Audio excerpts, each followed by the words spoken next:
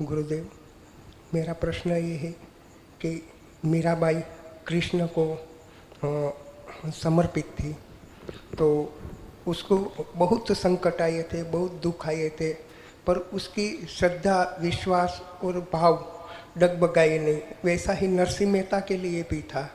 तो मेरा प्रश्न ये है कि वो विश्वास, वो श्रद्धा और वो भाव हमें आपके प्रति जगाने के लिए क्या करना चाहिए?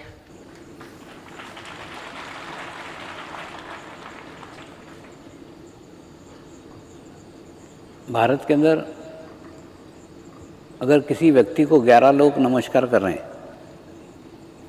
तो 12वां व्यक्ति भी उसको नमस्कार करता है।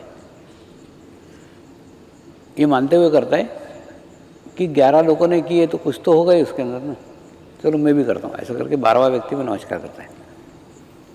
लेकिन विदेशों में ऐसा नहीं है। विदेशों में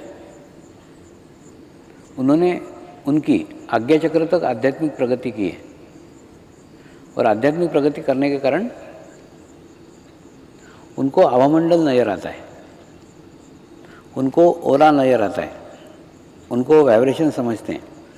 इसके कारण वो उसी व्यक्ति के सामने झुकते हैं, वो उसी व्यक्ति को मानते हैं, इस व्यक्ति का ओरा अच्छा है, इसका आभामंडल अच्छा है, इसके वाइब्रेशंस अच्छे हैं। यानी उनका विश्वास, उनकी श्रद्धा अंधश्रद्धा नहीं होती, दूसरों को देखा देखी रखी हुई श्रद्धा नहीं होती। उनकी श्रद्धा उनके अनुभूति पर आधारित रहती है, उनके अनुभव पर आधारित रहती है। तो मुझे ऐसा लगता है कि सदैव श्रद्धा अपने अनुभूति के ऊपर आधारित हो, अपने अनुभव के आधारित हो। लोग श्रद्धा रख रहे हैं इसलिए हम श्रद्धा रख रहे हैं, ऐसा नहीं। हमको वो अनुभूति हुई है इसलिए हम श्रद्धा रख रहे हैं। तो प्रत्येक की श्रद्धा अपने अनुभूति के ऊपर आधारित होना चाहिए, और अनुभूति के ऊपर आधारित अगर श्रद्धा रहती है तो श्रद्धा शाश्वत रहती है, वो सदैव रहेगी।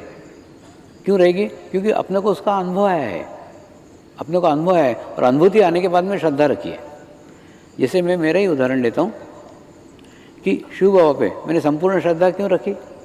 क्योंकि मेरे को अनुभूति आई उनके माध्यम से। अनुभूति आई कि परमात्मा की खोज बंद हो गई। आप कल्पना करो ना कि परमात्मा की खोज किसी के जीवन से बंद हो जाए, इसका अर्थ क्या है? इसका अर्थ है उसने परमात्मा को पा लिया। एक दूसरा, जीवन का सबसे बड़ा संपूर्ण समाधान कोई है, वो समाधान है परमात्मा को पाना। एक अपने आप को एक समाधान देता है, और वो समाधान जब आपको संपूर्ण समाधान प्राप्त हो जाए तब आपकी आध्यात्मिक प्रगति स्टार्ट होती है, आध्यात्मिक प्रगति की शुरुआत होती है।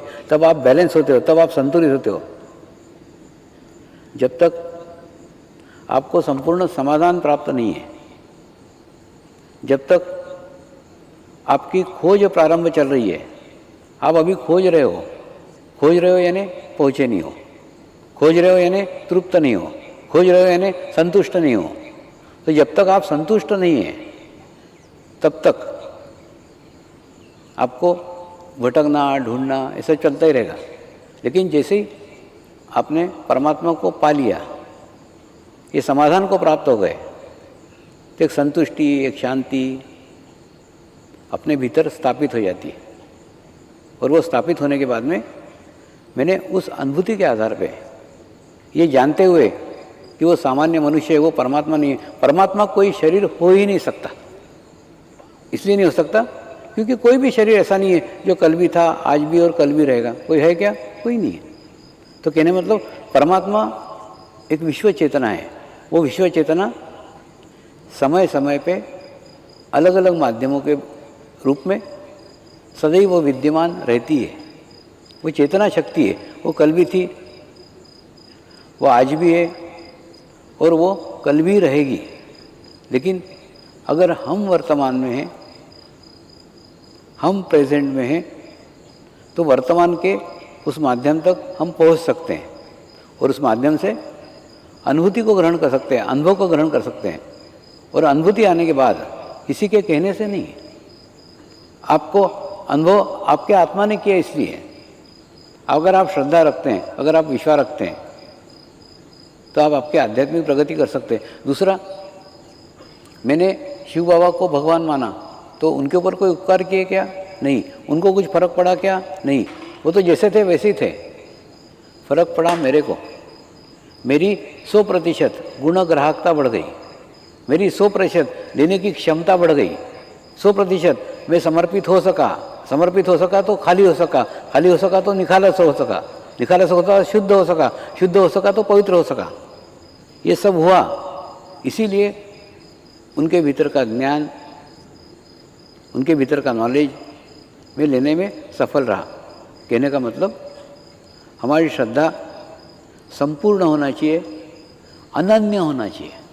अनन्य शब्द भी बहुत महत्वपूर्ण है। अनन्य यानी अन्य कहीं पे भी, एक जगह एकाग्रता, सारी एक जगह शुभ हुआ यानी शुभ हुआ, बाकी कहीं नहीं। ऐसी एकाग्रता जब एक जगह की, उसके बाद में आगे के रास्ते उन्होंने बताए, आगे के मार्ग उन्होंने बताए, प्रत्येक गुरु के पास में उन्होंने भेजा है। और प्रत्येक गुरु के पास में जिस गुरु के साथ रहा, कभी मुझे नज़र नहीं आया कि वो गुरु तो अलग आकार का था, ये गुरु तो अलग आकार का नहीं। कभी भी गुरु के शरीर के साथ मत जुड़ो, शरीर को मत देखो, बहने वाली ऊर्जा को देखो, बहने वाले चैतन्य को देखो। तो मैं सदैव अलग अलग गुरुओं के पास में रहा हूँ, अलग अलग गुरुओं का सानिध्य प्राप्त हुआ है, लेकिन कभी भी उनके शरीर पे, उनके शरीर के दोषों पे, शरीर के वातावरण पे, शरीर के आदतों पे कभी ध्यान नहीं गया।